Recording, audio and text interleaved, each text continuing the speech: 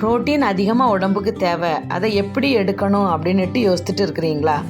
வாங்க வீடியோக்குள்ளே போவோம். நம்ம இன்றைக்கி வித்தியாசமான ஸ்டைலில் high protein sprouts paneer dosa பண்ண போகிறேன். அதுக்கு என்னென்ன இன்க்ரீடியன்ட்ஸ் தேவை அப்படின்ட்டு நம்ம பார்ப்போம். 8 ஹவர் ஊற வச்சு அதன் மறுநாள் காலையில் நம்ம அரைச்சி எடுத்துக்கிட்டால் போதும். இதுக்கு புளிக்க வைக்கணும் அப்படின்ற தேவையே கிடையாது. அந்த உளுந்து அதிகமாக நம்ம சேர்க்குறனால சூப்பராக தோசை வந்துடும். அதுக்கு நான் இன்றைக்கி 2 டேபிள் ஸ்பூன் வெந்தயம் எடுத்துருக்கிறேன். அது கூடவே 50 கிராம் சிறுபயிறு, 100 கிராம் உளுந்து, 100 கிராம் புழுங்கரிசி. இது எல்லாத்தையுமே நீட்டாக டேப் வாட்டரில் க்ளீன் பண்ணிவிட்டு 8 ஹவர் ஊற வச்சு எடுத்துடணும். நைட்டு நம்ம தூங்க போகிறதுக்கு முன்னாடி அதை ஊற வச்சுட்டு காலையில் எடுத்து மிக்சரில் கிரைண்ட் பண்ணி எடுத்துட வேண்டியதுதான். நான் இப்போ ஊற வச்சுருக்கிறேன் பாருங்கள். இது நான் ஃபஸ்ட்டு போட்ட உடனே உள்ளது.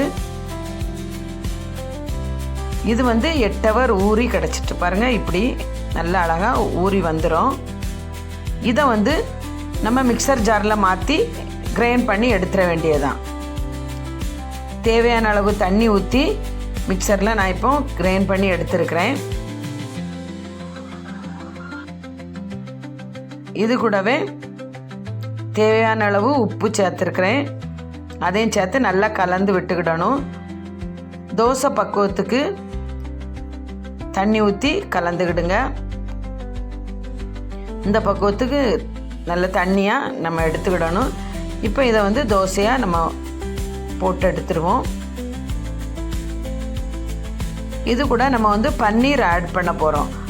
இப்போ பன்னீர் ஆட் பண்ணுறதுக்கு முன்னாடி இந்த தோசை மாவு ஊற்றின பிறகு அதை மாற்றி போட்டுக்கிடணும். மாற்றி போட்டு திருப்பி போட்டுட்டு அதுக்கு மேலே தான் பன்னீரை நம்ம சீவி போடணும். கேரட்டெல்லாம் நம்ம சீவுவோம்ல,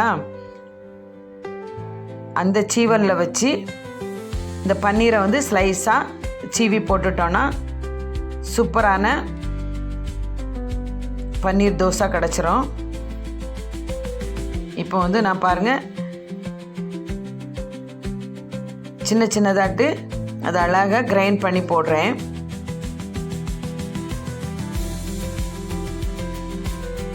எல்லா இடமும் படும்படியாக நல்லா கிரைண்ட் பண்ணி போட்டுக்கிடணும்.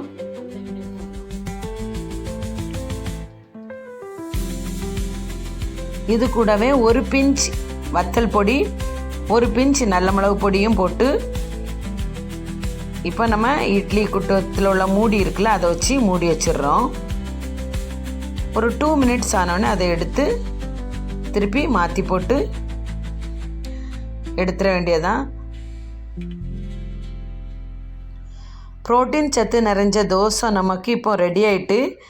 இது கூடவே தக்காளி சட்னி இல்லைன்னா தேங்காய் சட்னி வச்சு சாப்பிட்டிங்கன்னா நல்லாயிருக்கும். நீங்களும் ஒரு வாட்டி உங்கள் வீட்டில் இதை ட்ரை பண்ணி பார்த்து என்னோடய கமெண்ட் பாக்ஸில் கமெண்ட் பண்ண மறந்துடாதுங்க. God bless you all.